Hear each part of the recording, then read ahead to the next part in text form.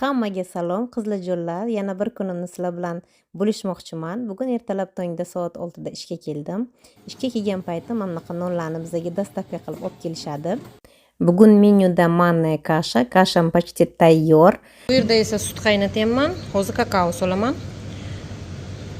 Napitok. Bugun pirojki с печенью, с рисом. Короче, qizlarjonlar bizga bunaqa kombayn zakaz qilishdi. Bu yerda hamma sabzavotlarni mana shunaqa kubik qilib, chiroyli qilib rezать qilib berar ekan. Shuni testировать qildik. Juda ham ajoyib narsa ekan qizlarjonlar. Voy, какая прелесть.